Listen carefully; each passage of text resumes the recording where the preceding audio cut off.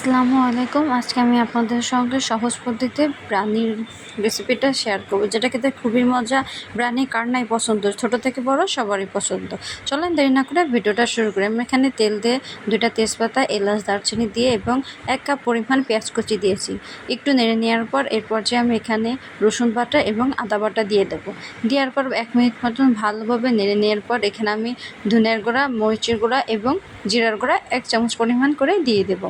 দেওয়ার পর একটু নেড়ে নেওয়ার পর এখানে হালকা একটু পানি দেব। পানি দিয়ে ভালোভাবে একটু কষিয়ে নেওয়ার পর এরপর যে আমি এখানে রাঁধুনি ব্রাউনি মশলা অ্যাড করব।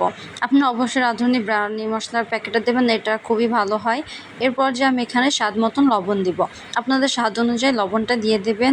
দেওয়ার পর একটু নেড়ে নেওয়ার পর এরপর যে আমি 2 টেবিল চামচ পরিমাণ টমেটো সস এবং 1/2 কাপ পরিমাণ টক দই দিয়েছি। দেওয়ার পর এটা ভালোভাবে কষিয়ে নিতে হবে যতক্ষণ না পর্যন্ত তেল উপরে ভেসে উঠবে। তেল যখন উপরে ভেসে উঠবে এরপর যে আমি মাংসটা দিয়ে দেবো। আমি মাংসটা কেটে ভালোভাবে ধুয়ে রেখে দিয়েছিলাম। মাংসটা দিয়ে ভালোভাবে নেড়ে কষিয়ে নিতে হবে। এটা অবশ্যই ঢাকনাতে ঢেকে কষিয়ে নিতে হবে। আমি এখানে কোনো এক্সট্রা কোনো পানি দেব না, ঢাকনাতে ঢেকে এটা পানি বের হবে। মাংস থেকে অবশ্যই পানি বের হবে, আপনারা পানি দিবেন না। দেখেন মাংস থেকে কতটা পানি বের হয়েছে। এভাবে ঢাকনাতে ঢেকে বারবার নেড়ে দিতে হবে, নাইলেও নিচে লেগে যেতে পারে।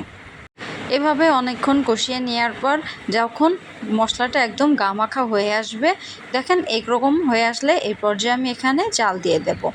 আপনাদের পরিমাণ অনুযায়ী চাল দিবেন। চালটা ভালো করে নেড়ে নেওয়ার পর এর পর্যায়ে আমি পানি দিয়ে দেব। আপনাদের চালের পরিমাণ যতটুকু তার থেকে দ্বিগুণ পানি দেবেন, অর্থাৎ 1 চাল দিলে 2 কাপ পরিমাণ পানি দিতে হবে। এই পর্যায়ে আমি আবারও একটু লবণ দিয়ে দিলাম। আপনাদের স্বাদ অনুযায়ী লবণটা দিবেন। অবশ্যই ঢাকনাতে ঢেকে এটাই করতে হবে, নাইলে চালটা ফুটবে না। যখন পানিটা একেবারে শুকিয়ে আসবে এর পর্যায়ে আমরা একটু নেড়ে দিতে হবে, ভালোভাবে নেড়ে দিতে হবে, নাহলে নিচে লেগে যেতে পারে। আমি আবারও ঢাকনাতে ঢেকে এটা করে নেব। করার পর এর পর্যায়ে আমি ঢাকনাটা খুলে নিয়ে কিছুটা কাঁচামরিচ এবং পেঁয়াজের ব্রেস্তা দিয়ে দেব। আপনারা চাইলে এখানে 1 চামচ পরিমাণ ঘিউ দিতে পারেন, যাতে করে এটা ঘ্রাণ অনেক সুন্দর আসে। এভাবে 3-4 মিনিট ভালোভাবে নেড়ে নিতে হবে। নেড়ে নেওয়ার পর আমি 2 চামচ পরিমাণ ঘি দিয়েছি।